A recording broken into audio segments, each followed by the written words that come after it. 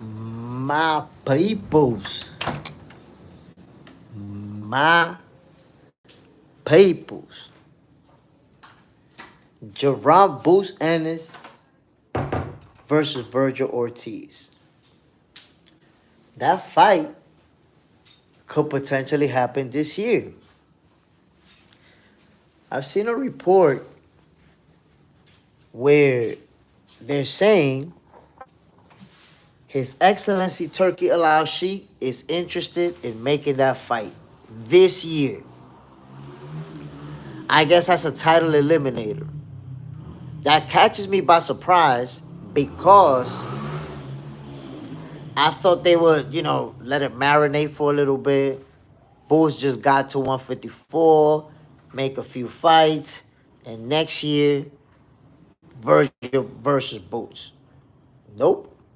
It looks like they trying to make it happen this year, my peoples. His Excellency Turkey Al Sheikh is not messing around.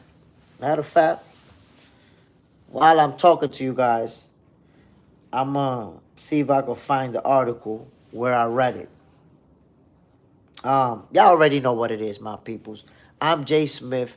This is Box Center, and this is your favorite boxer's favorite boxing show. Like I said, man, I'm surprised that it looks like His Excellency. First off, shout out to the first one in the building. Um, I'm surprised to see that His Excellency Turkey Al Sheikh would be looking to make that fight so soon. I mean, by the looks, I gotta see the article again, man, because I didn't read it, or I didn't read the entire article. But from the looks of it, it seemed to be implying that Boots is going to debut at 154 versus Vergil Ortiz. By the way, I don't know if you guys know this fighter, Pablo Picasso. Very good Mexican fighter, undefeated champion. He's the guy who was gonna fight Naoya Inoue previously in his last fight, and he pulled out. His people didn't want him to fight Naoya. I remember even Eric Morales spoke out. He was like, nah, he didn't feel like Picasso was ready for that fight. But I don't know. I guess they feel ready now because it looks like we might get Naoya Inoue versus Pablo Picasso. Picasso's a very good fighter. I like his style. I like his aggression. He's sharp. So I think him versus Inoue is a good matchup. It's a good fight. I don't know if he can handle the monster, but I'm interested in that fight. Um, Virgil, like I was saying, my people, Vergil Ortiz versus Jaron Boots Ennis. It looks like His Excellency Turkey Al Sheikh is interested in making that fight. And whoa, whoa, I could tell you that right now. A lot of people want to see that fight. We've gone back and forth right here on this live. We've we've spoken about it, And it's the funny thing that sometimes when fighters are that talented, when you pick one, you feel confident that they're gonna pull through and they're gonna do their thing. Because think about this: when it comes to Boots, and I'll do a poll, not today, but I'll do a poll as they get closer to fighting if they actually sign and decide to fight. But if you do a poll, you're going to find that a lot of people will feel sure that Virgil's going to win that fight. But the same way with Boots, people will feel like Boots is going to completely outbox, dominate, just destroy Virgil thoroughly. So who's going to be right? Everybody can't be right. You know, if Jaron Boots Ennis and Vergil Ortiz fight next, I think that's a heck of a fight. I think that is going to be one of those where both fighters have their moment and If it's not a stoppage, because both guys can take a shot. If it's not a stoppage, the guy who wants it the more, the guy who digs deep at the end, that's who's gonna win that fight. It's not gonna be an easy one. It's not gonna be, because like I was saying earlier, man, for whatever reason, when people are a fan of a fighter who we know is special, they feel like that fighter is gonna destroy everyone, and that's not always the case. You don't always destroy your opponent. You don't destroy everyone. No fighter destroys everyone. So you see people saying, Virgil's gonna wash him, and Boots is gonna beat him up, and this guy's gonna do this and that. Is gonna smoke him in 4 rounds. It's not even like that, my peoples. Once you have two elite level fighters, there's always the possibility that the fight goes the distance. Because you're talking about two guys that are both operating at the highest level. Jaron Boots Ennis, we know he's special, but so is Virgil. And they both got serious power. So the same way that, a stoppage could come in that fight with one big punch, boom, somebody goes to sleep. That same way, it's possible that that one punch doesn't land and they go the distance and they slug it out, landing some nasty shots on each other. Honestly, I'm not even ready to make a prediction on that fight. I'm not. I can't even predict for y'all right now Virgil versus Boots. I want to see, is it going to actually happen? Is Virgil actually going to make his debut at the 154 division versus Vergil Ortiz? Y'all imagine that? Yo, that would be crazy. That would be crazy. I was not expecting that at all. And I don't think nobody's really going to say, yeah, I knew Boots was going to move up to 154. And you know what's funny? There's a lot of people who I want to talk to. Why? Where's all the people who were saying, yo, Boots, he's ducking Virgil. He's staying at 147 so he could duck Virgil. You imagine that? You imagine that you're saying Boots is ducking Virgil by staying at 147 and then he move up to 154 and the first opponent he fight is Vergil Ortiz? My peoples, that would be crazy. Now what? Now what's going to happen with the people who say he was ducking? So, let's see. I think Boots versus Virgil is going to be, like I said, a slugfest. Explosive kind of fight where both guys win rounds, super competitive. They go back and forth. Nobody's watching anybody. Forget, that notion, that idea, allow it to just disintegrate from your melon because it's not going to go down like that. They're both special fighters. That's why I tell people, just because a fighter is top elite level doesn't mean he's going to watch everybody. When he's facing somebody who's also operating at that level, it could be competitive as well. Sometimes it could happen. For example, Crawford versus Spence. Y'all seen how Crawford completely washed Errol. And it seems to me like the story is repeating itself, my peoples. Because if you think about it, with Errol Spence, that was the narrative. Errol Spence is too big, Crawford is too little. He's good, Spence is gonna walk him down, break him to the body, all that good stuff. And then when fight night came around, Terrence Bud Crawford put the beating of a lifetime on Errol Spence. And now I feel like we're getting that same vibe. I'm not saying that he's going to give Canelo the beating of a lifetime. Because even though Canelo has 2 losses, but he didn't really get beat up in those losses. He got outboxed. Floyd and Bivol, they both outboxed him thoroughly. They even made it look easy. But, Canelo walked out of there. He didn't walk, out of there with swollen eyes and broken lips. And, he walked out of there looking good. So, He didn't take a beating. He was outboxed. However, we saw Terrence Crawford dish out a nasty beating to Errol Spence. Pop, pop, pop, pop, pop. Yo, after that fight, Errol Spence, my bad, y'all, but y'all know I ain't lying. I'm not trolling. Real talk. Y'all gonna tell me Errol Spence wasn't looking like E.T. after that fight? Yo, Crawford beat Errol Spence so bad that in the pictures, it looked like they was edited. Because Errol Spence, yo, his face was looking like E.T. So now he's going to fight Canelo Alvarez.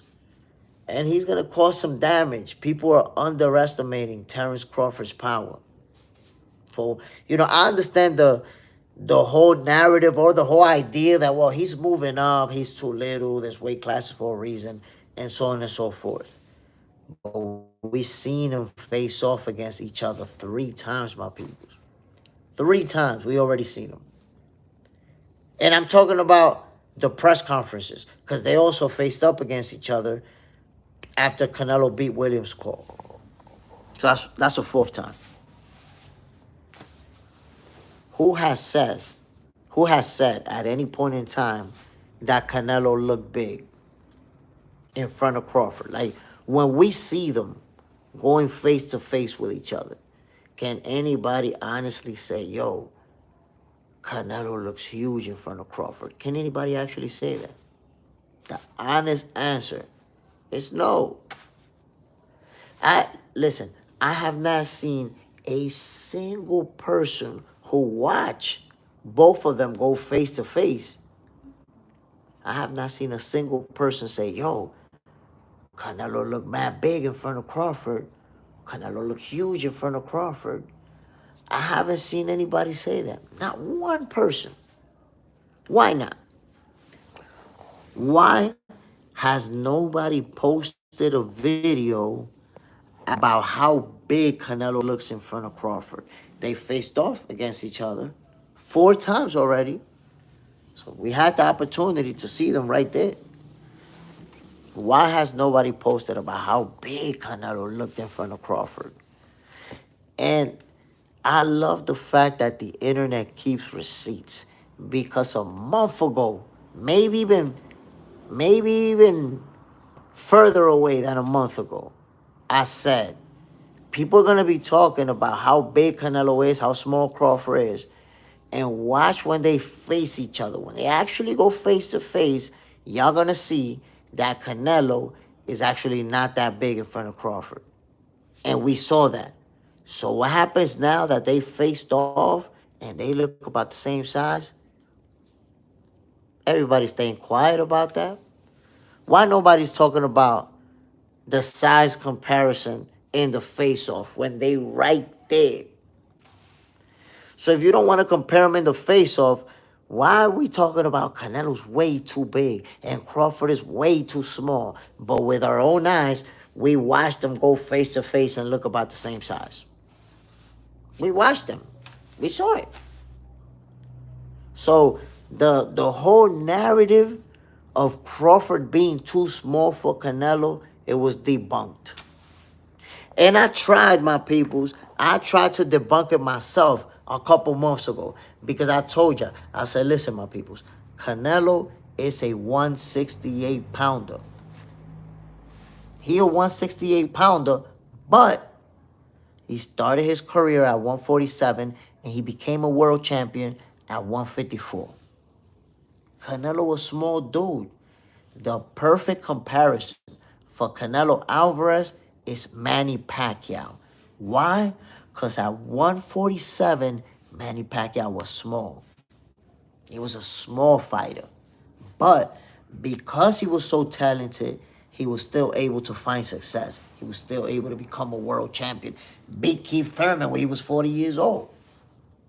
So Canelo Alvarez at 168 is under those similar circumstances where everybody he fights is bigger than him.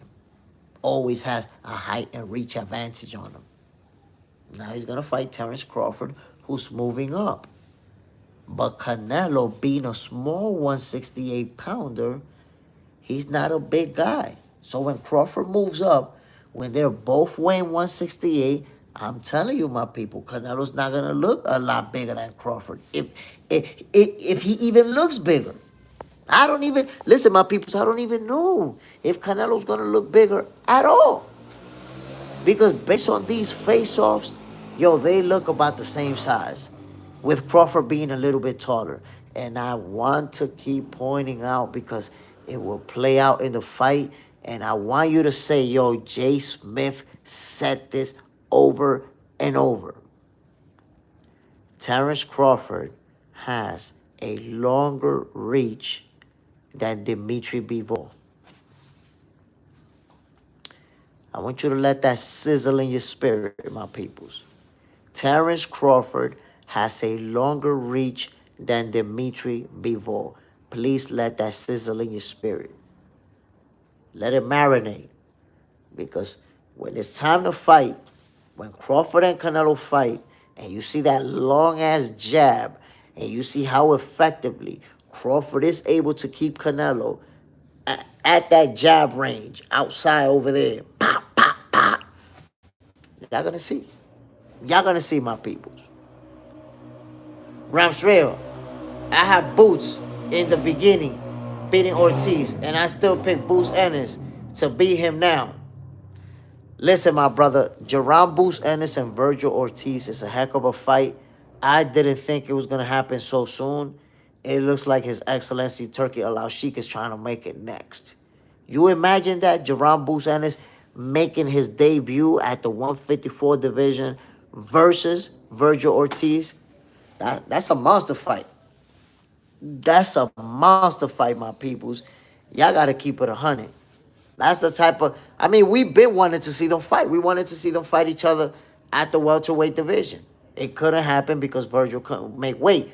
But I'm going to remind you guys, even on this same live, not today, but here on Box Center, I had people come on and say, yo, Boots is ducking Virgil. He stayed at 147 because he want to duck Virgil. So what if he go to 154 and fight Virgil right away? What's that going to say about your ducking assessment? That you was wrong. Boots was never ducking Virgil. That's what that's going to say. Ron, Virgil got hard and been tested. For real.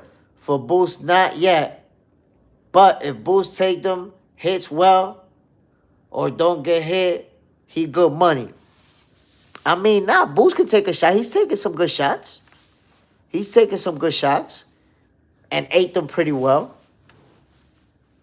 I say that fight could potentially go the distance, and it's going to boil down to who's going to outbox who. That's what I see happening. But I see a very competitive fight, bro. Boots versus Virgil, I see that turning into a slugfest. Too early. I'm talking about by the end of the first round, we already seen the haymakers flying. Ron, I got Virgil for those reasons. I think Boo's going to get to dancing how Bambi on the movie. Come on now, come on, man. You got to show some respect to Boots. All that. Nobody's had him dancing like Bambi. So, I mean, Virgil, I know he got power. And if he catch him with the right shot, he could hurt him. But, yo, if Boots catch him with something nice, Virgil could also be moonwalking. You know what I'm saying? Ron. Nah, this Virgil, though. Them guys ain't Virgil. Boots ain't fight no big punchers to me. Nah, yo, Boots fought a couple of big punchers. I can't remember this Hispanic guy, man, that Boots fought. That he was giving him a good fight. But ultimately, Boots started taking over. The guy with the mullet, the Mexican guy with the mullet, I'm not sure if he's Mexican, but I know that he's from south of the border, one of them countries. And he was giving Boots a good fight. And that guy had a real high knockout percentage, a real hard puncher. Called Boots with some real good shots. I can't remember his name right now. But I will say, my peoples, look, Boots versus Virgil is a fight that It'll be, you see Conor Ben and Chris Eubank Jr., I think it plays out kind of like that one.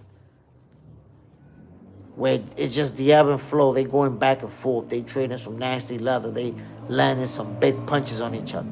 I think that's how that fight plays out. You know, because if you think about it, Boots is a guy who, he got great footwork, great ring IQ. He knows how to move. He likes to bang. He likes to bang. And Virgil, he's a pressure fighter, likes to go forward, likes to let them hands go. He likes to bang too. They're going to trade nasty leather if they fight each other. And a fight will break out early. I'm predicting that if Boots and Virgil fight, yo, in the first round, we're going to see a slugfest already.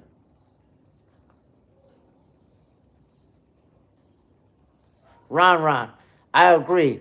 That's what I see. If Boots can eat them punches or not, get hit, he good money.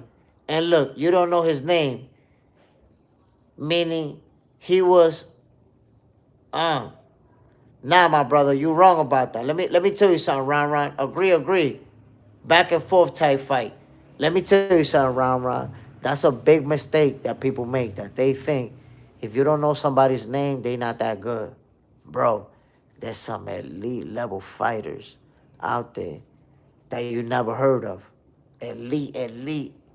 That's why sometimes guys that you never heard of show up out of nowhere and beat a world champion and beat a top level guy. So the fact that I don't remember the guy's name, you know, that he is not a big star, it doesn't mean that he's a bum or that he can't fight. You know, it just means that he hasn't gotten that type of exposure. So when you don't see a guy that often, sometimes, you know, you can forget the guy's name. But I'm actually on my other phone right now, and I'm going to look for his name. I'm going to tell you who he is. Hash Bass. Easy work for Boots. All Boots got to do is box. Nah, my brother, I can't see it as easy work for Boots. Easy? Nah. Leave it on this, yeah.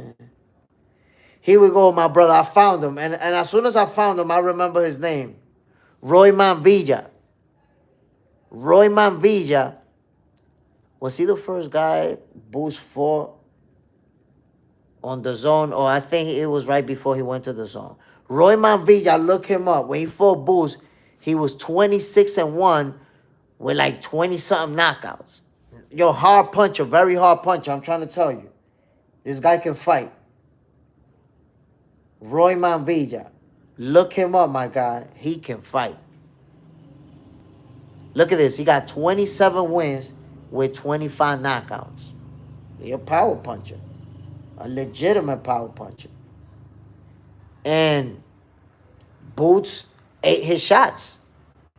Well, ate his best shots. Ron. That's not what I'm saying. I'm saying Boots ain't have to worry about nothing in these fights because they not great opponents. They okay opponents. I'm not going to say okay opponents. I would say Boots fighting good opponents because he also beat Mean Machine. That's a good opponent. But you're talking about great opponents, but you got to understand, my guy, there's not a bunch of great opponents out there. There's the top guys. And those fights need to be made. But if you talk about Virgil ain't fighting no great opponents either. You know what I'm saying? Who Virgil fought that you're going to tell me is great? So you could tell me, hey, look, in my opinion, Virgil fought better opponents than Boots. He didn't fight no great opponents. I'm sure you're not going to say that. Hash Bass. Boots will dominate a style like Virgil. Nah, that's what you're making, my brother. It's a broad statement. And every style can beat any style on any given night. You don't beat somebody just because your style is better. That's not the way that it works. Hash Bass, especially when Boots starts pushing Virgil back. Ron. Bohachuk better than all them. Madrimov better than all them. Okay, Ron, but that's just an opinion. You see, right there when you say better than all of them, you simply expressing your opinion. But at the end of the day, none of them are great. Madrimov is not great. Bohachuk is not great. There you have it right there. So look at the bar that you set for Boots. Oh, his opponents ain't great. He didn't fight great opponents. And then when I bring up Virgil, now you try to say his opponents are better. But you was talking about greatness, right? Virgil has not faced greatness either. When he fight Boots, Boots is also gonna be his toughest opponent, his best opponent. So what are we saying? They're both, when they face each other, they're both gonna be facing the best guy that they ever faced. Both of them. Ron, I didn't say they was great. Come on, man. Bro, I'm not saying that you said they were great.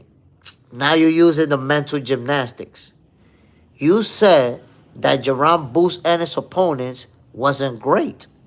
So I'm telling you, Virgil's opponents is not great either. Neither one of them has faced greatness.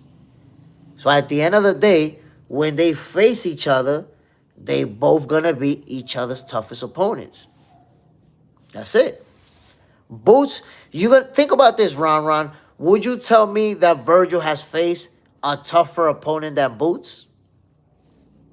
Think about that.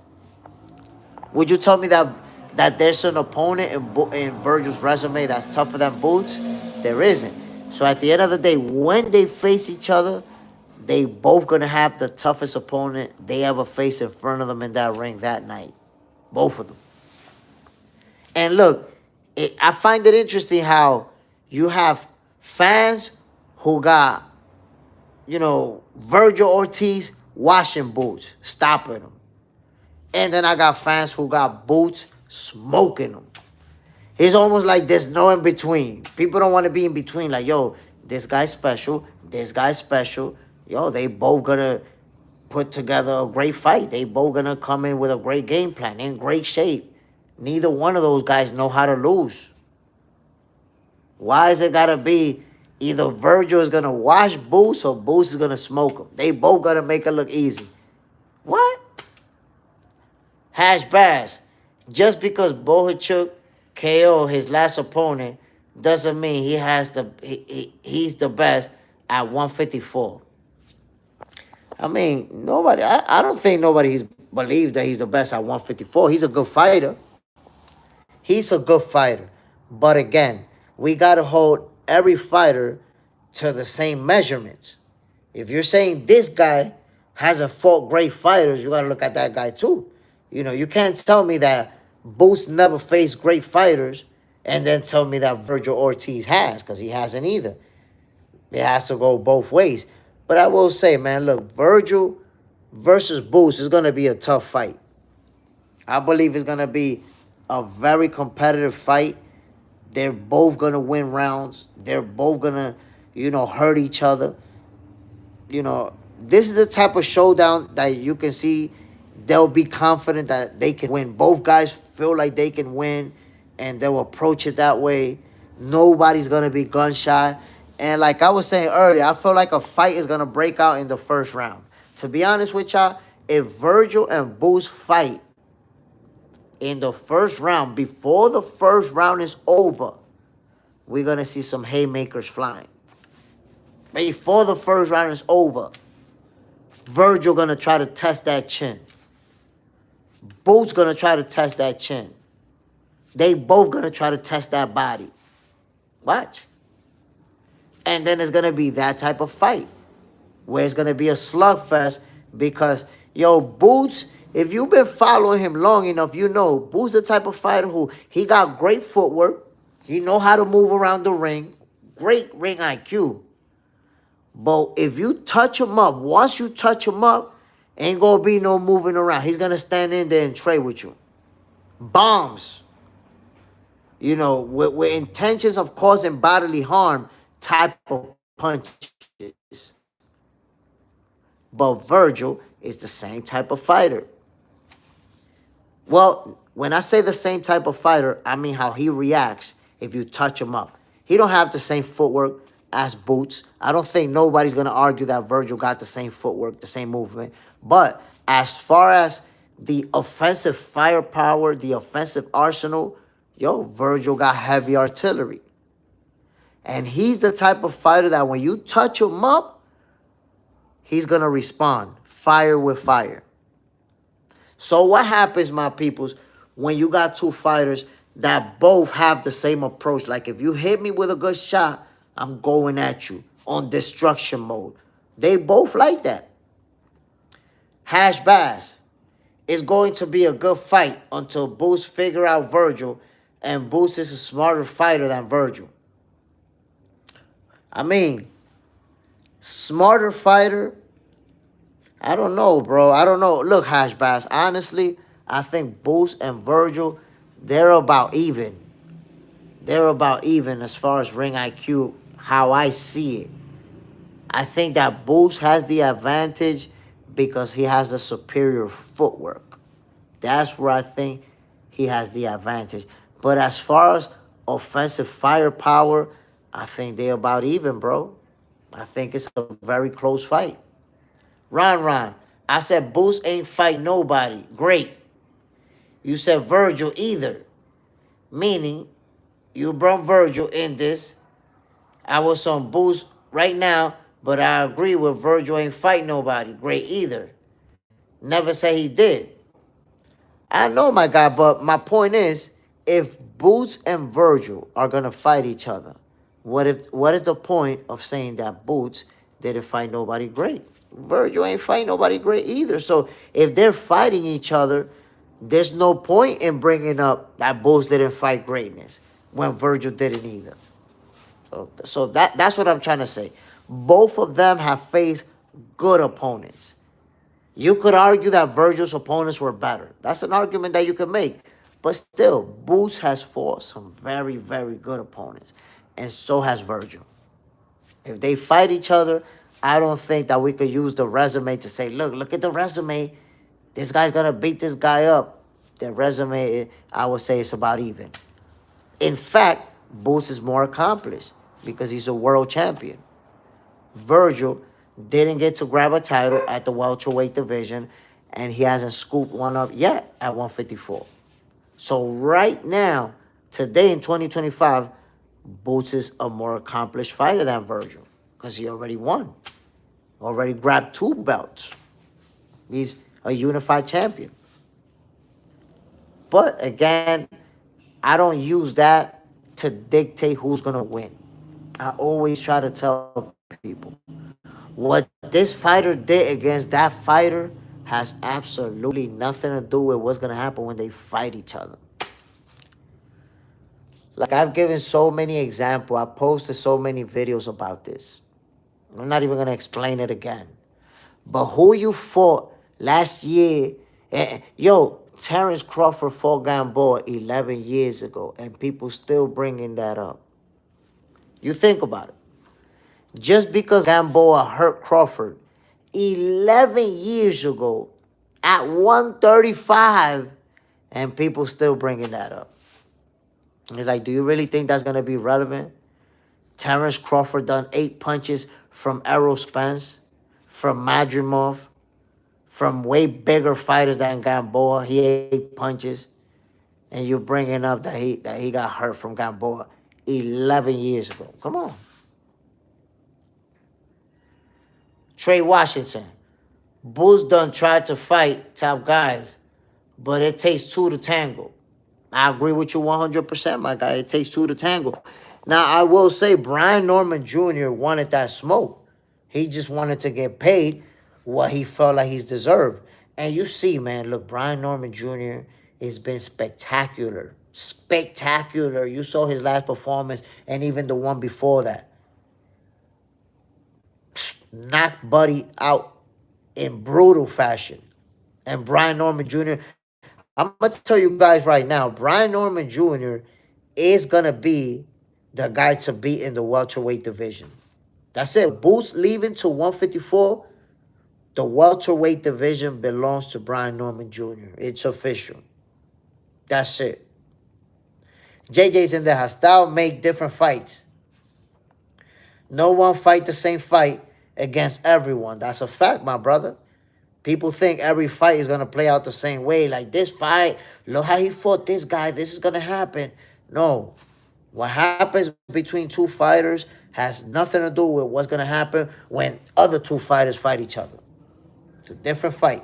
Round round. No, the point was what I say. He may be Bambi from Virgil. You said Boots been hit before, and named Villa. I said them guys ain't Bohichuk or Majimo, who hitting harder than them. Again, bro, we'll go in circles forever around that. I'm telling you, they both fought around the same level of competition. They both fought hard punches. But just like you're saying, Virgil is the hardest puncher that Boost faced. What you think about Boost power? Boost gonna be the hardest puncher that Virgil faced too. Boost gonna have the highest knockout percentage in an opponent that Virgil faced too. JJ's in the house. Hit the like button. Hell yeah, my peoples. It's 16 of us and only 7 likes. Y'all ducking that like button like Tank Davis ducking Shakur. Round. Boost duck Brian. I don't think Jaron Boots Ennis ducked Brian Norman Jr., to be honest. They made 3 different offers, and Brian Norman Jr. just wasn't with it. He felt like that wasn't enough money, so they tried to make the fight, and it happens in boxing, bro. It happens. It happens. To me, and y'all know, those of you who've been in the channel for a while, you know that I've been saying Jaron Boots Ennis versus Brian Norman Jr., that's the biggest fight to make at the welterweight division. They would have unified 3 titles in one shot. But that's it. Boots 154. Brian Norman Jr. is going to run the welterweight division. I don't see nobody beating him right now. Hash Bash. Boots have more big fight experience because he's a unified champion.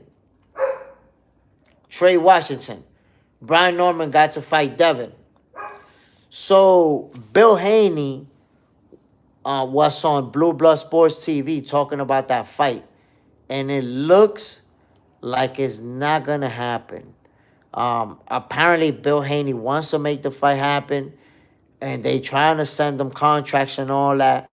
I don't know if it is that Brian Norman Jr., if they're not agreeing to the terms or if they don't like the offer being made. But they talking about it like they want to make the fight.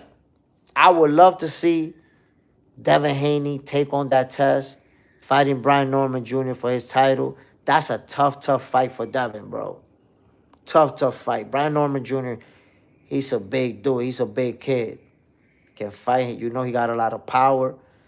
I don't know if Devin want to go that route, but Bill and Devin, they believe that he got him. They believe that he got what it takes. Isaiah Espinosa, Mario Barrios, and Brian Norman gonna be sick if he beats Pac-Man. Yeah, that's a good fight. I like that fight a lot. Let's see, because we don't know if Manny Pacquiao is gonna shake up the world, my peoples. We do not know if Manny Pacquiao is gonna shake up the world. I don't want to count him out, because I already did that when he was gonna fight Keith Thurman. And look what happened. He put the Swiss, the Dre, and the Apple Beats on Keith Thurman at 40 years old. So I don't, Manny Pacquiao, he's an all-time great. He's a great fighter. It's hard to write him off. I understand that the odds are going to be against him. They should be. He's 46 or 47 years old. But you never know, man. I'm not ready to count him out. Isaiah Espinosa just liked. Ooh, hit the like button, my brother. I appreciate you. Hell yeah. JJ Sendejas, press the like button. Then duck. That's what I'm saying, yo, my peoples. Some of my... Yo, y'all, anytime y'all join my live, you supported me. Because you here, you joining the debate. We're going back and forth. So I appreciate the support. But, yo, some of y'all been ducking that like button, man. The same way that Tank been ducking Shakur. Everything not to do it. That's how y'all doing me, bro. Golly. Vergil Hernandez. Ooh, with the super chat. Those 250 pesos, my peoples. The sticker for your boy Jay Smith. Vergil Hernandez. That's my bull right there. Te quiero mucho, mi amor. Gracias por el apoyo. Mwah. Te quiero, mi amor. There you have it, my peoples. You got to have people around you that support you. That's love right there. Armando Rosado, Brian Jr., Rolly, Brian Norman Jr., Rolly. That's the fight to make. Good for business. I like that fight. I like that fight. But does Rollies want to fight Brian Norman Jr.? But I really like that fight. And I tell you what, if you look at Ryan Garcia versus Rollies, bro, let's keep it 100. Rollies looked the sharpest that we've seen him in a very long time. Like not in a very long time, I felt like Rollies looked the sharpest I ever seen him. That jab to the body that he kept landing on Ryan, and then that combination down low and up top, yo, Rollies was sharp. So that version of him is gonna cause problems. It's gonna cause problems, my people. That version of Rollies. Now, what is he gonna do though? Is he gonna fight at 140? Is he gonna fight at the welterweight division? Because it seems like there's a few fighters who like are not decided. Because look at Teofimo Lopez. He's almost like was already toying with the idea of fighting Boots at the welterweight division. So you already know that he's down with the smoke. But it's kind of like he's willing to go back and forth between welterweight and 140. Right now, we don't know who Boots is going to fight next. But he did create the rumor that he's might go or signed with PBC when he put on that PBC hat and posted a picture saying big things are coming. So could we potentially get Teofimo Lopez versus Tank Davis? Or how about this? Teofimo Lopez versus Gary Antoine Russell. What y'all think about that fight? What y'all think about that fight right there? Teofimo, Gary Antoine. JJ's in the house. Remember, Teo did not duck Haney. They were taking money off. They were taking money off the table on that fight. And then Bill was running around town saying Teo was scared. Yeah, I remember that. That's why first I was saying Teo was ducking, and then I kind of gave a pass. Because apparently they offered Teofimo, a certain amount of fights and a certain amount of money. He won his first fight. That second fight, he was supposed to make X amount, and they cut it down, I think, like half or even more than half. And he was like, nah, I'm not fighting for that. That's not what the deal was. So, and you know what? I agree with any fighter, like, if they have an agreement that you're going to pay me this much, and now they're saying, look, man, we're going to pay you this much now, it changed. Any fighter that pulls out from that type of situation, I have no problem with it. I ain't got a problem with it because, yo, if you offer me something, I signed a deal with y'all because you offer me something. If you can't give me that, get out of here. So I respect Teofimo Lopez. He being a businessman. He's taking care of his business. He's the one getting punched in the face inside the ring. He got to make sure he get paid what he's supposed to. Hash Bass, Jay Smith, are you going to bet your person? Are you going to bet your pesos on Shakur when he fight Tank? Of course. And look, I'm not a betting guy. I don't bet on a lot of fights. But there's some fights that I put a little something on. I will be putting money on Crawford beating Canelo. He's going to be the underdog, so I'll make a little something right there. And I will be putting money on Shakur beating Tank if Tank Davis stop ducking Shakur. Because that's the problem. Tank is ducking, my brother. So I don't know if Tank... I believe for Tank to fight Shakur, they got to offer him like an amount of money that he just can't say no. Like they got to offer him like $30 million guaranteed. Up, like, yo, you're going to make $30 million plus pay-per-view. It got to be something like that for him to fight Shakur. Because I'm telling you, Tank, he don't wanna. He don't wanna fight Shakur. You already see he rather speak about retirement than talk about stepping in the ring with Shakur. JJ Zendejas. Like Mikey Garcia once said, we have to be okay with the price of getting hit in the face. Yo, if you're gonna get hit in the face, you also gotta demand you get paid what you feel that you're worth, especially if you're a star. Ozzy, do you think Prograis, Taylor, Ramirez were past when they passed it when they fought the younger guys like Tio and Devin? Nah, I don't think so. I don't think so. Regis Prograis, he wasn't past it. Taylor, Ramirez, they're not past it either. You know, we're talking about guys who who are still performing at a high level. It's just that Teofimo, Devin, these guys were younger and better. That's what I gotta tell you. They were better. Ozzy, because they looked like monsters before. I mean, they're all monsters, but they stepped up versus young elite level fighters and they got beat. Ozzy, they stayed at 140 too long. That's the thing, my brother. Moving up from 140 is real tricky. And I'm going to tell you why. Think about this. From 126 to 130, let me go even before that. From 122 to 126 is only 4 pounds. From 126 to 130 is only 4 pounds. From 130 to 135 is only 5 pounds. From 135 to 140 is 5 pounds. From 140 to 147 is a 7-pound jump. So every time you move up in weight, there's, you know, in a certain amount of pounds. From 140 to 147, that's it. The jump is bigger than what it was in the previous weight classes.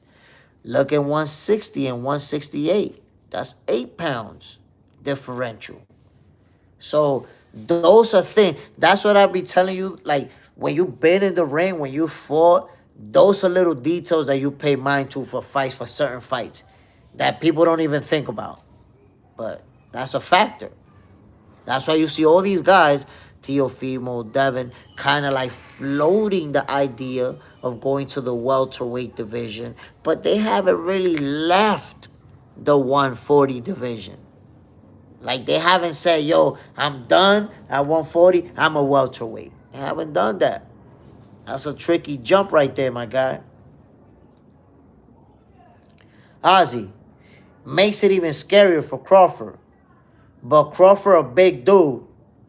And look, that's what I've been trying to tell people. That with Crawford and Canelo, there's special circumstances that they don't consider. Number one, Canelo's a very small 168-pounder. He's a short guy, a small guy. Number two, Terence Crawford is taller and has longer reach than Canelo. And number three, yo, Terence Crawford been walking around weighing north of 180 pounds, bro. He's been walking around big. He's actually going to have to cut down to make weight at 168. People thought that he was going to have to gain weight to make 168. I had somebody come on the live and tell me, yo, Jay, Crawford might not even make 168 because he's too little. He's probably going to weigh like 165 or something like that. Meanwhile, this guy walking around weighing 185 pounds. So Crawford is a lot bigger than people think. And by the way, it's like I said, that narrative of Canelo being so big, so much bigger than Crawford. Think about this, Ozzy. Did you see the press conferences? It's been 3 press conferences where Canelo and Crawford faced off. Did you see those pressers? And if you did, here's the question for you, my brother. Did Canelo look big when going face-to-face in front of Crawford? Real Dance, yes, remember, every pound means something different. Something differently, correct. Think about that, my guy. Did Canelo Alvarez look big in front of Terence Crawford? Be honest. Be honest. They looked about the same size. They looked about the same size.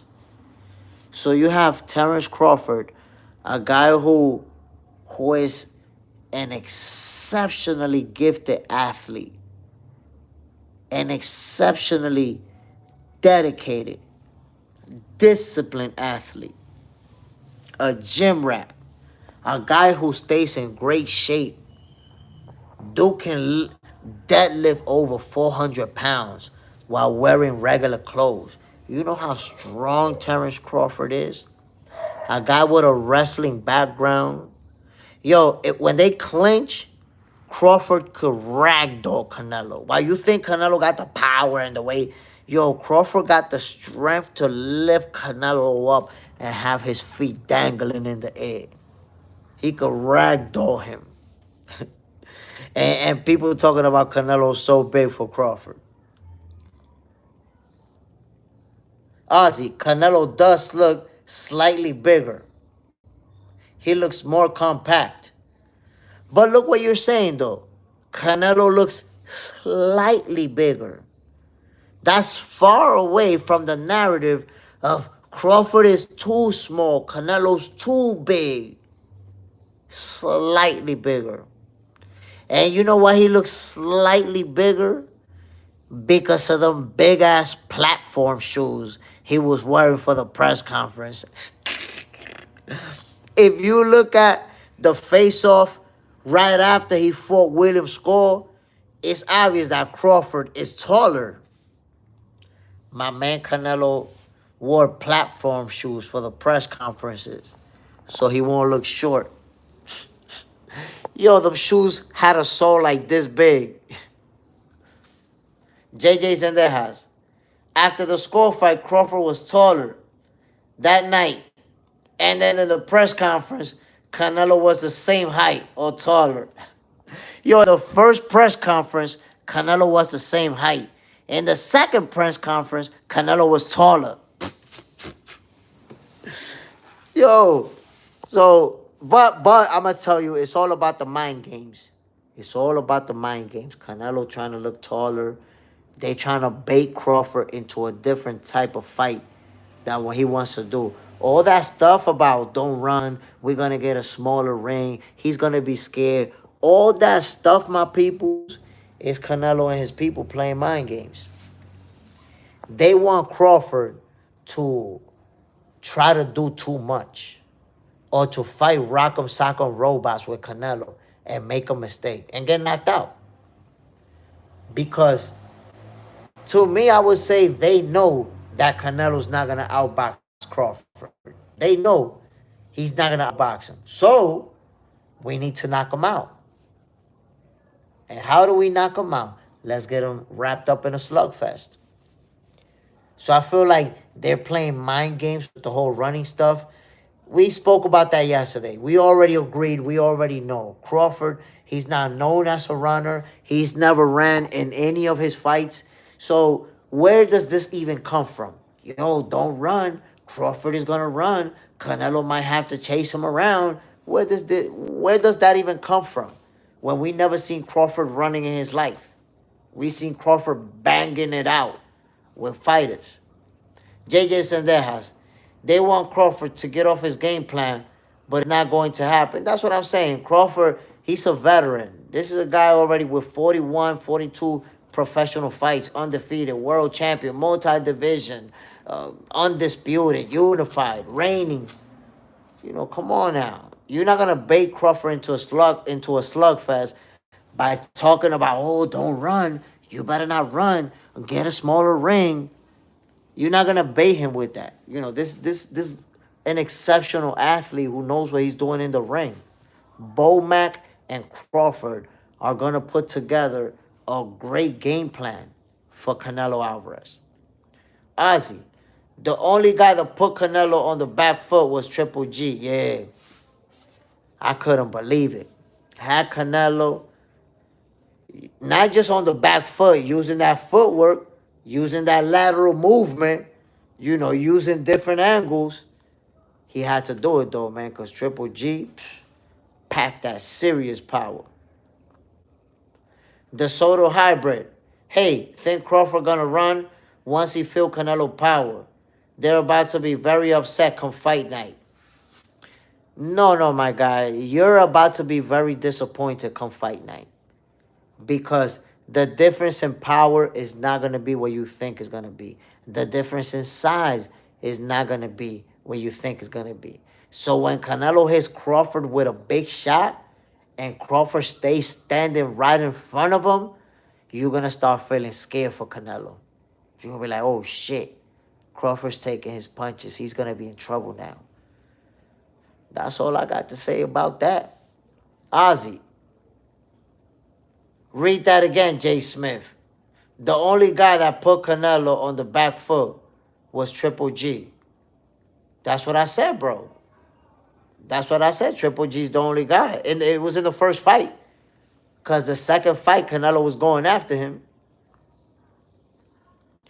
The Soto hybrid. I'm not saying they're wrong. I'm Team Crawford. Oh, okay. Ozzy. No, the other guy. Real hybrid. Okay, my bad. They think Crawford gonna run. Oh, okay. One, he feels Canelo power. They think he's gonna run. Okay. Once he feel Canelo power, they're about to be upset come fight night. You 100%, my guy. Because at the end of the day, Crawford, being as big as he's going to be and as strong as he's going to be, they're going to be more evenly matched than people think. Jose Chavez, bro, Crawford won't dare go toe-to-toe. The fight is worthless. You're saying that the fight is worthless because you don't like Terence Crawford. This is going to be like one of the biggest fights this century. This is going to be one of the most watched fights in boxing. It's a fight for all the marbles. They're going to trade some nasty leather. It's going to be fireworks. And you hear talking about that the fight is worthless. I want to tell you that you don't know shit about boxing, bro. How are you going to say the fight is worthless? This is the biggest fight in boxing. I understand if you don't like Crawford, it's still the biggest fight in boxing, my guy. Punisher, I agree. But Bud never ran. But they bring it up because they hope he doesn't pull a Charlo or a Skull. And before you say, why would he, if he never has, is because he's moving two-way up, it wouldn't be a surprise. Nah, that's only Terence Crawford hater logic. And the reason I tell you, well, Terence Crawford hater logic and casual fan logic. Why? My brother, I want you to consider this. Canelo Alvarez is the most important fight of Terence Crawford's career. This is for all the marbles. And are you saying a fighter who has 42 professional fights, who is undefeated, who is one of the most accomplished fighters in boxing, you're saying that he's going to fight Canelo a whole new style than what got him up to this point in his career? You have to be delusional, my brother. You get to the pound for pound list, you get to number one on the pound for pound list, and you think that he's going to run now, do something different to try to win than what he's doing his whole career? You guys are delusional. Everybody who thinks that Crawford is going to run is absolutely delusional. This guy, if Terence Crawford retired right now, without ever fighting again, he's a Hall of Famer, bro. He's in the Hall of Fame right now, first ballot. You think that caliber fighter? Come on, bro. Be for real. Be for real, bro. Be for real. Jose Chavez, I hope Turkey withholds Bud's pay if he runs. Hopefully, we get a... Come on, you're talking too crazy, bro. You're talking too crazy. Withhold his pay if he run.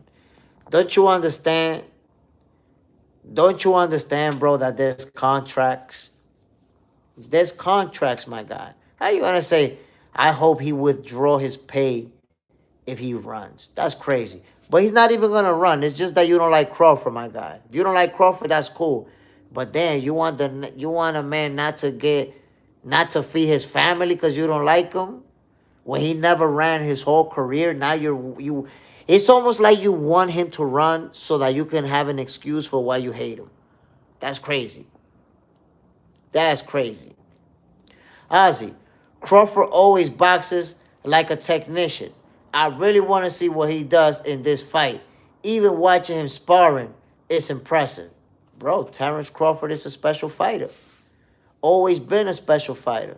And always, if you watch every Terrence Crawford fight, at one point or another, he's going to bang it out with you. That's just how he is. So to say that now all of a sudden he's probably going to run and that they should withdraw his pay if he run, like, what are you talking about, bro? You talking crazy. You talking too crazy. The Soto hybrid, Canelo fans playing mental gymnastics. They're nervous deep down. Don't let them fool you. Of course they playing mental gymnastics, especially after they saw Terrence Crawford and Canelo Alvarez go face to face right there. And Canelo looked little. North Tuck called my ninja. Crawford always fight in the pocket. When have we seen Terrence Crawford running? Where's this narrative coming from? I can't understand it. I don't get it. Punisher. De Soto hybrid. How am I delusional when I'm simply explaining why people might bring the running comment? So explain. Yeah, Punisher, but you made it seem like you think that he might run too. And it's like, damn, you really believe that after we seen Crawford's career? Because you said that belief makes sense because he's moving up. No, it doesn't make sense. People don't move up and start running just because they moving up. JJ's in their house. Remember, Jay Smith, that Turkey said $1 million to the fighter that gets the KO. I mean, the KO bonus, to me, the way I perceive it, if Canelo hurt Crawford, he's going to try to stop him. But if Crawford hurt Canelo, he's going to try to stop him too. Punisher. I don't think Bud runs. He got too much dog to do that. I just really hope it's a good fight. Yo, it's going to be a good fight, man. It's going to be a really, really good fight. It's going to be a competitive fight. We're going to see fireworks. We're going to see fireworks. I guarantee you, my peoples. It's not even going to be in a phone booth. This fight is going down in a powder keg. We're going to see explosions. Jose Chavez. I've seen boxing long enough to know Crawford will run once he feels the power. Watching boxing hasn't given you the knowledge that you think it has. That's the problem. That's the problem, Jose Chavez. Seeing boxing long enough doesn't mean you know shit about boxing. It just means that you've seen it a lot. De Soto hybrid, Jose, you don't know boxing, bro. Now, with his opinion that he's making right now, he definitely don't know boxing. You could watch it a lot. You could be a fan of boxing. You don't know much about it. Real dance. I don't think Crawford going to run, but he definitely going to stick and move and utilize the ring. Yeah, I see that. I see that. Him using his lateral movement, keeping Canelo at the end of that jab. But the punch output is going to be serious from Crawford. The counter punches is going to be serious.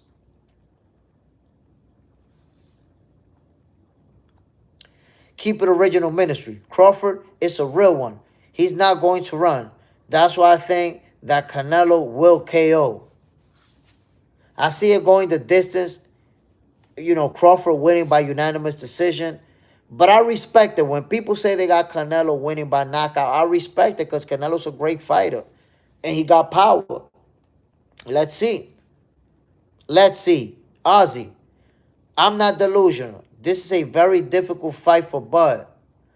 But this is where he can show the world how great he is. This motivation going to bring out a different beast in Bud. So this is what I will say, my peoples. This is what I will say. If you take into account how many people feel like Crawford is too small, how many people feel like Canelo is going to knock him out, if you take that into advantage, if and when Crawford beats Canelo, my peoples, this is going to be one of the biggest wins in the history of boxing. Tell me one win of this entire era, of everybody active in this entire era, that you would say a win that they got that would be bigger than Crawford beating Canelo. So the fact that people feel so confident that Canelo's going to win, Canelo's bigger, Canelo got all this power and Crawford won't handle it. What happens if Crawford win? Think about that. How big of a win is that going to be? William Allen, Crawford going to be looking like Spence. He's going to be looking like he did when he beat up Errol Spence. You're right. The Soto hybrid. 56 J. Smith already answered it. JJ's in there has. Yes, Crawford is the king of fighter that will go down on his shield before he runs. And he's not going to go down on his shield because he's going to beat that ass. Ozzy, right now, honestly, if he wins, he has to be in the all-time talks. But when Crawford wins, they're not going to give him that kind of credit. No chance. Now, listen, it's only going to be the Terence Crawford haters. They're going to find excuses. They're going to say maybe Canelo wasn't feeling good. Canelo wasn't the same. And, something was wrong with him. They're going to find some type of excuse. But at the end of the day, it is going to go down in history, my peoples, as one of the biggest wins in boxing. It's going to be a monster win. Jose Chavez, Canelo won't chase Crawford. People will boo Crawford. The fight is worthless. You're saying that because you don't know shit about boxing. When you don't know shit about boxing, you come up with an opinion that makes sense inside your head. But when you watch the fight, you think about it, Jose Chavez. You're saying the fight is worthless, but you're going to be watching it. You're saying the fight is worthless. You're going to be watching it. That tells you how big the fight is. We're 3 months away. The fight is way in September, and we're already arguing about it. That tells you how big the fight is. Punisher. De Soto hybrid. Nah, explain how I'm delusional for speaking facts on the reason I gave. Bro, you're not speaking facts. You give an opinion. You're giving an opinion about why Terence Crawford is going to run. And you're saying, yeah, it makes sense. No, it doesn't make sense. De Soto hybrid. Jose, you're going to go on the suicide watch in September.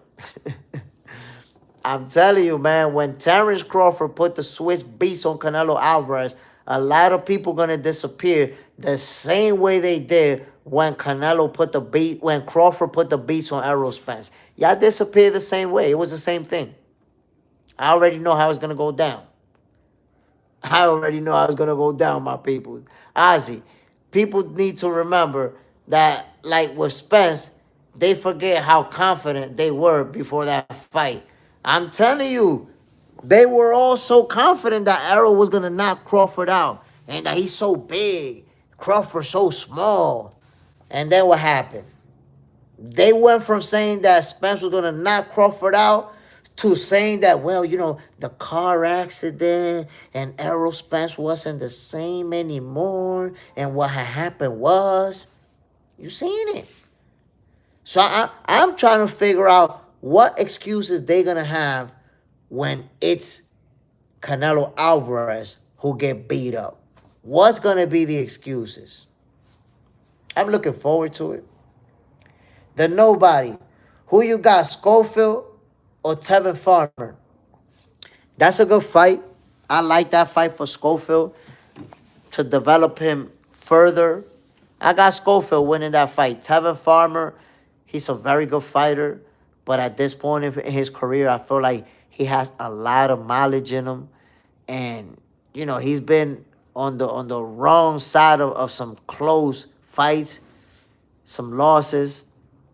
Tevin can fight. I believe he's going to give Floyd Schofield a tough test. But I got Floyd winning that fight. Real talk. Harvey Price. What's up with the notion that Crawford is too small? When him and Canelo faced off, they are both the same size. Yo, Harvey Price, I've been talking about that, my brother. I've been trying to tell everybody. If you see when they faced off 3 times already for the pressers, they faced off right after the Williams Skull fight. And Canelo is not big in front of Crawford. You know what happened, my brother? People seen, or are just going with the narrative. Well, since Crawford is moving up from 154, he got to be a lot smaller. But they don't realize that Crawford been walking around weighing 185 pounds. He actually has to cut down to 168. So when you see them face off, you see that Canelo doesn't look big in front of Crawford at all. People describing it like he's a giant. Yo, when he feel that power, he's going to kill him. He's too little. He's too... What? They about the same size, man. Y'all got to cut that off. That narrative should have been auto-debunked itself when they faced each other off. We already seen him. We already seen Canelo out there wearing platform shoes to not look shorter. Punisher, you didn't even read the full comment. I said why people say he will run because they see him 2 weights up there. Basing it off of that, I said he won't run. He got too much pride. So what you mean? Okay. I feel you. He's not going to run. Definitely not going to run. J.R. Ryder, Bud is a humble king. I will be an extremely tough fight, but Bud, he'll find a way to win. No fear, all heart, pound for pound.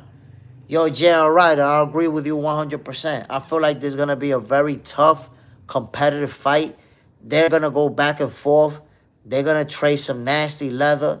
But ultimately, Crawford is going to use his technical assets to pull away in the championship rounds to win closely by unanimous decision. JJ's in their house. All the Spence t-shirts went to the 4th world country. Haven't seen them anymore. Bro, them sharks, what was that he had on them shirts? Sharks only, what was it?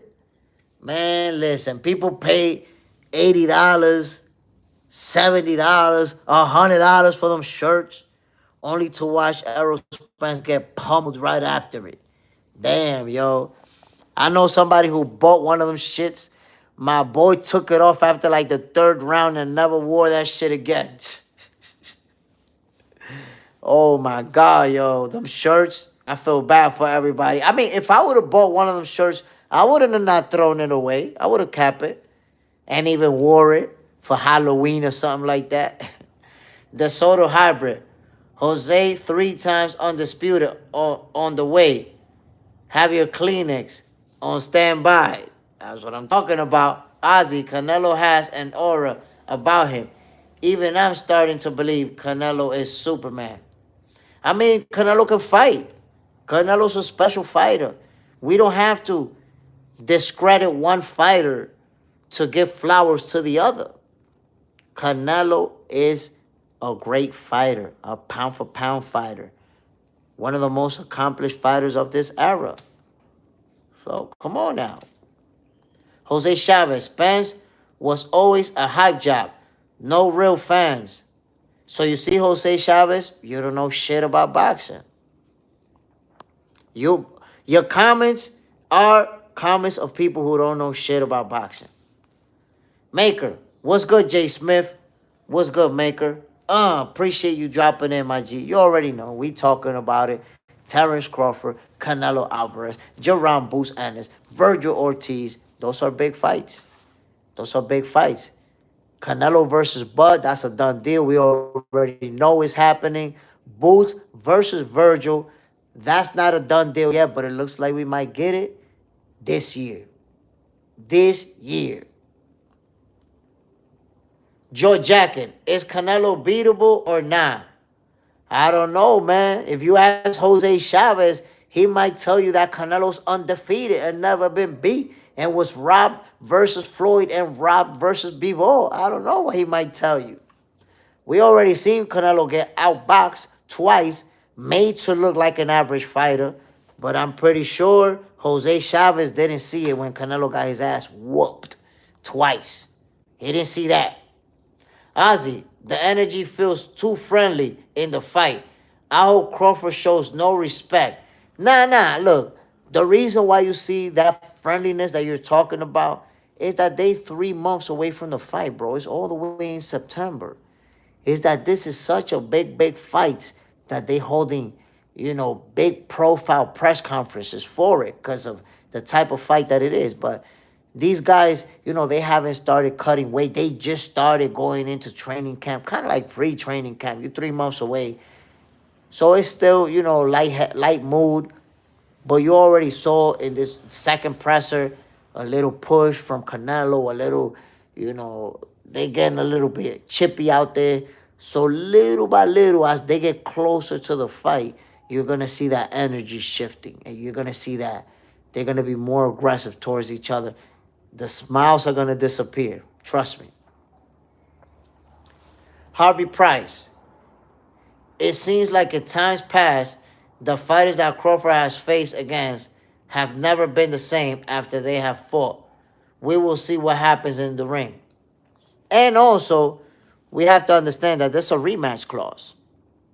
There's a rematch clause. Canelo and Crawford will fight a rematch, regardless of who's going to win. Jose Chavez, bro, you think Canelo is really going to chase Crawford around the ring? Canelo just going to stand in the middle of the ring. That's because you don't know shit about boxing, bro. He's not going to stand in the middle of the ring. You've been watching boxing a lot, but you haven't learned a lot, bro, for real. Harvey Price, what's your cash app? I don't have a cash app, my brother. No cash app. Right now, the only way that people could contribute, could support, is the super chat, super stickers or some shit like that.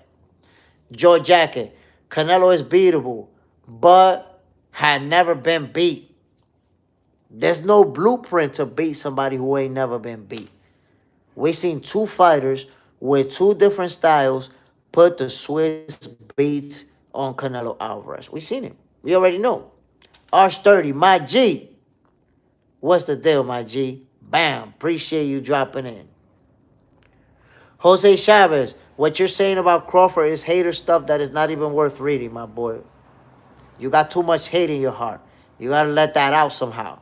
R30, rematch clause. Yeah, there's a rematch clause.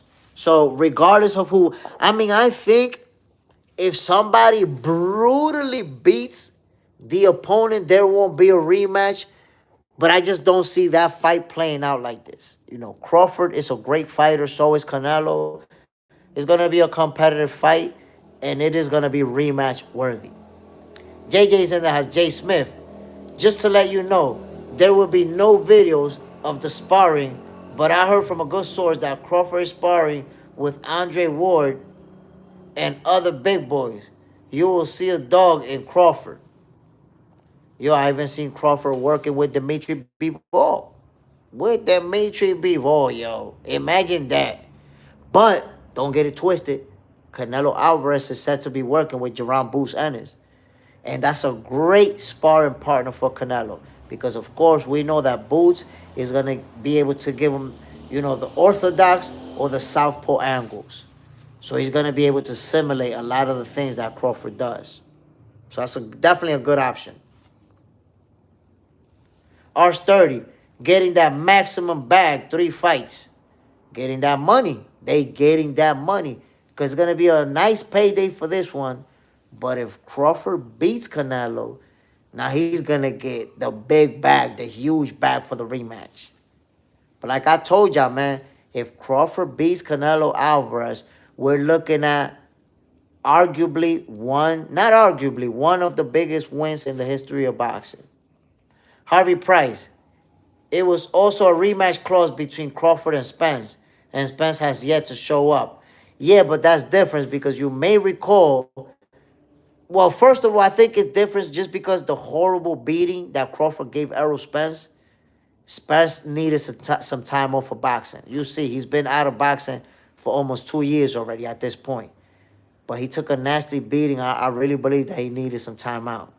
So look, he supposedly was gonna do the rematch, and then he pulled out of it. He even pulled out of a championship fight with Fundora. So Errol Spence just needed some time off. He said he'll come back when he's ready. Let's see if he even comes back. Jose Chavez.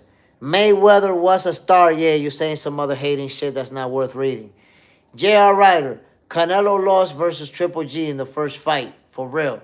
He lost versus Lara and arguably lost versus Daniel Jacobs. Now, versus Daniel Jacobs, you wilding out. Now you wilding out. You pushing it. But J.R. Ryder, you have to understand, when you say arguably, that's that's irrelevant. Because that's like me telling you, well, Floyd arguably lost to Maidana in the first fight. He arguably lost to Castillo in the first fight. He arguably lost to De La Hoya, where it was a split decision win that he edged out. But it doesn't matter that I feel like he arguably lost.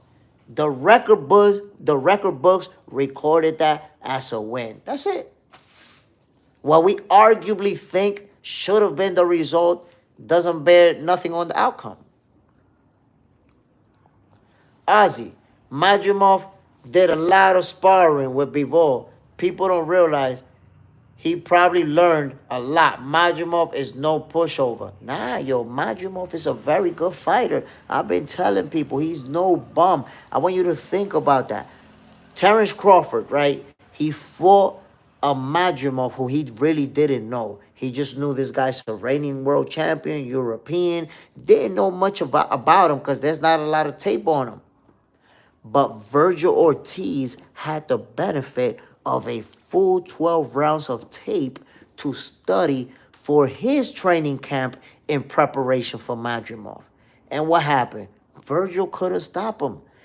Even with having tape to watch him and study him and prepare a game plan for him, still couldn't stop him.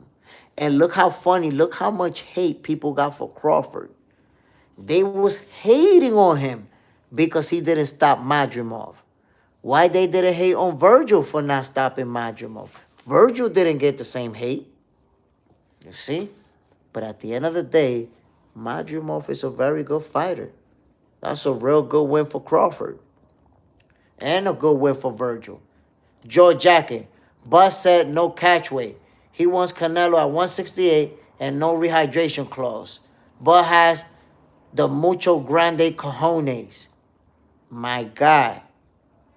Fighting at 168 with no rehydration clause is going to make this one of the biggest wins in the history of boxing if Terence Crawford pulls it off. That's it. This is going to be it. Crawford is going to be the man. If you didn't think this was Crawford's era, that's going to seal the deal. Gay Rivera.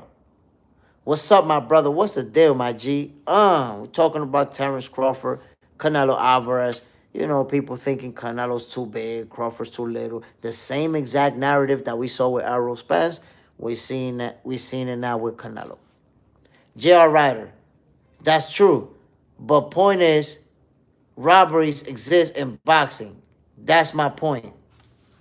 I mean, they exist in boxing, but we cannot speculate on somebody's fights that we think they were a robbery when there's fights like that with almost everybody. Almost everybody has fights that it's arguable whether they won or lost. Almost everybody has. If you look at Floyd Mayweather, and then if you go back, even if you look at some great fighters from back in the day, they have some fights that were real close that people felt like they lost.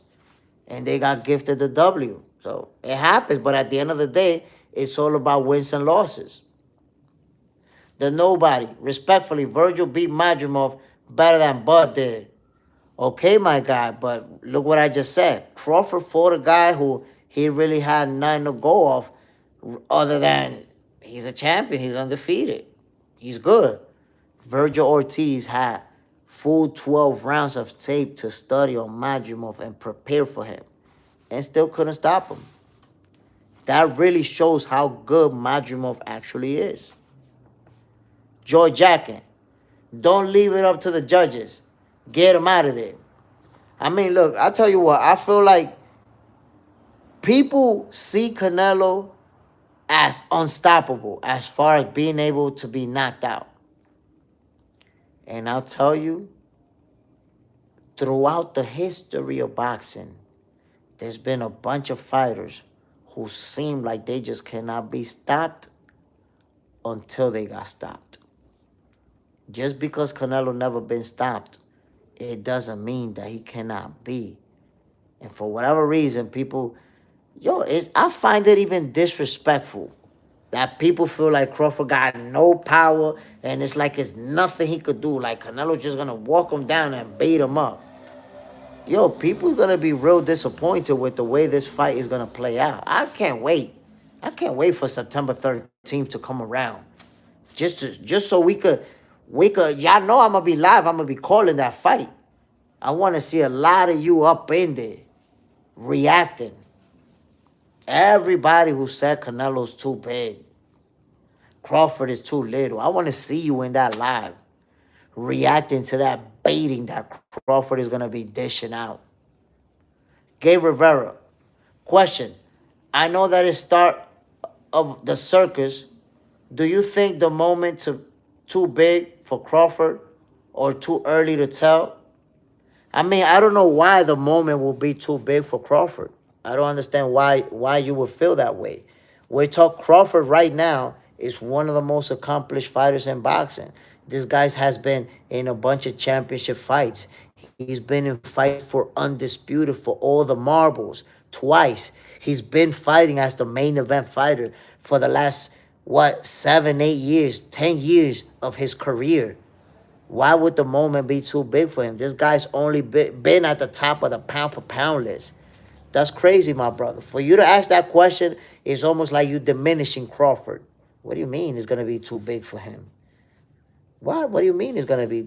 Have you not seen where Crawford has been already? What he has been able to accomplish at the level that he's fighting at? Why would it be too? That doesn't even make no sense, my guy. Joe Jacket, casual fans are sleeping on Bud. Look, my peoples, Terrence Crawford is going to show out versus Canelo Alvarez. And a lot of people are going to be completely speechless. Speechless. Because this notion that Crawford is too small, this notion that Canelo is the much, much bigger guy, it should have already been debunked when both of them faced off. They faced off 3 times already, my peoples. 3 times they faced off. Did you see a Canelo that looked big in front of Crawford? No, you did not. Let me answer the question for you. No, you did not see a Canelo that looked big in front of Crawford. So why are we assuming that he's going to be huge in front of Crawford or that the power difference is going to be so much? You can assume that, but I'm telling you, that assumption is erroneous. It's wrong. Joe Jackie, Bud been on a knockout streak until 154. That doesn't mean anything. That was one fight. He fought Madrimov. Madrimov has an awkward style. It went the distance. That doesn't mean anything. Does Canelo fight like Madrimov? No. Is Crawford going to fight Canelo the same way that he fought Madrimov? No. So what happened between Crawford and Madrimov is absolutely irrelevant and incoherent as far as what's going to happen between Crawford and Canelo. That's irrelevant. Madrimov don't got nothing to do with nothing. That's like me telling you, well, you saw what happened with Dimitri Bivol? Dimitri Bivol beat the shit out Canelo. If I tell you that, you're going to tell me, well, Crawford is no Bivol.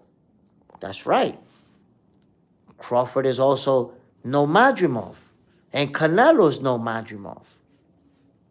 Come on now. LB Marshall. Que lo que tigre. Shout out to Box Center. Salute. I got an upset to put the money on this weekend. LB Marshall. Salute, my brother. Bam. Appreciate you dropping in. George Jacket. I'm just saying. Bud has NyQuil in his hands. Bud will make you go night-night. Yo, if he catches Canelo with the right shot, he could sleep him. If he catches Canelo with a punch he doesn't see coming, Canelo going to sleep. Tell you that right now. Canelo will go to sleep. Or he'll get stunned, hurt, and then punches will rain on him and he could get slept. LB Marshall, here it is. Take Farmer over Floyd. He's going to be easy money. You serious, LB Marshall? You got Farmer beating Floyd? Damn. And I was just saying Floyd going to beat him. I don't know, bro. I don't know. I don't know, my guy. And the reason I'm telling you that I don't know is because Farmer, he a good boxer. He got skills. He can box. I'm not going to knock him. But Floyd Scofield, too young, too strong. And I think Farmer has a lot of mileage on him. A young, hungry lion like Scofield, I think is going to put hands on him. George Jacket, what Floyd are you talking about? Floyd Scofield. Floyd Scofield and Tevin Farmer are going to be fighting, my peoples. LB Marshall, I'll show you a screenshot. 22K. Gabe Rivera. Farmer looked real against Zepeda. Yeah, he looked real good. He looked real good against Zepeda. But the only problem he had in that fight is that he started too late. Zepeda was putting way too many hands on him for the first 7-8 rounds. And then Farmer started making some adjustments. Started landing some good shots, but he tried to come back too late. He gave away way too many rounds early on. George Jacket, I hit the like button. I appreciate it, my brother. It's 39 of us here, and I got 19 likes. Yo, y'all been ducking that like button like Tank Davis ducking Shakur. Stop playing with me. LB Marshall, Farmer drops Zepeda. Floyd not going to do better than Zepeda. That's a good opinion. That's a reasonable opinion. But I don't know, man. I don't know. I think Farmer just been through a lot, got a lot of mileage. Facing the young, hungry lion, it's hard for me to go against, Floyd Scofield in this situation. George Jacket, why we ain't getting to see some Dubois fights? I mean, Dubois is going to fight Usyk. Dubois is going to fight Usyk, my brother. And I believe he deserved the rematch after the debacle that went down in the first fight. If you watched it, you know that Dubois should have won that first fight with that body shot that they ruled it a low blow. So Dubois versus Usyk, that's a great heavyweight showdown that needs to happen. Junior, you think Shakur will still fight the same way like he always does? Or do you think he will fight different because of the Turkish said? Well, Junior, I think when it comes to Shakur, I know there's a narrative out there. Because when you say he fight like he always does, check out his fight versus Oscar Valdez. Check out his fight versus Jamel Herring, who he stopped in the 10th round. Check out his last fight versus Josh Padley, who he also stopped. So people who don't like Shakur spread the narrative like every single one of his fights is De Los Santos. Like he had that boring fight with De Los Santos, and every single fight of his looks like that. But that's not true. If you look at some of his fights, he put the beats on his opponents. But nobody talks about those fights because they want to feed the narrative. So they only bring up the De Los Santos fight. Like Shakur fought everybody like that. Like in every fight he threw 10 punches around. No, that's not true. So when you say fight like he always fights, he don't fight the same way every time. Salute, my brother. George Jacket. Tank hides. Tank hides in the kiddie pool at 135. Man, Tank, they've been very smart with the way that they manage his career when it comes to picking the right opponents at the right time and keeping them away from certain fights. You see, You see, Tank Davis, 30 years old already. Still no Shakur, no Teofimo, no Devin, no Regis, no none of the big dogs. That's they've done that specifically to keep him undefeated and keep blowing up his star power. JJ Zendejas. I have to go, Jay Smith. God bless. You and the Box Center family once again. Hit the like button. My brother JJ Zendejas. Remember, tomorrow I'ma be on at around 5 in the morning Eastern time. You know it, my brother. We're gonna be consistent. That morning show is on fire. So I see you tomorrow, my brother. Salute to JJ Zendejas, my peoples. That right there is one of my greatest supporters of this channel. LB Marshall. Let's show love. Hit the like button. We family here. The Box Center family. Yo, my brother, I be telling people, man, it's like, how do you love to come to the show, love to tap in, but you hate to hit the like button? It's like the same way Tank Davis ducking Shakur, they be ducking that like button. God damn, my people. So check it. I'm about to end this live, but before I do, I'm going to remind y'all, tomorrow early in the morning, yo, this live in the morning is crazy. You don't want to miss it. Get that energy going early in the morning, my peoples. Get that boxing conversation going in the AM for breakfast. Don't miss it. It's on fire. I want to give a shout out to everybody who's showing love. MAW, Joy Jacket, LB Marshall, JJ Zendejas, Junior, who else? Who else came through today? DeSoto Hybrid, Gabe Rivera, Harvey Price, and everybody else who came through, my peoples. Y'all already know. Terrence Crawford, Canelo Alvarez. We're going to be talking about it. MAW, hello, Boxing Fast, Jay in chat. Please subscribe, share, smash the like button, please. Hell yeah, my brother. I appreciate you. I see a few people subscribe today. Remember, some new videos get posted on this channel every single day. And again, that morning live at 5 in the morning Eastern time, it's on fire, my people. You don't want to miss it. I'm going to be on it tomorrow morning. Stay tuned. Y'all already know what it is, man. I'm Jay Smith. This is Box Center, and this is your favorite boxers. Favorite boxing show, my peoples. I'm going to see you tomorrow. One love, peace, salute to everybody. Bam.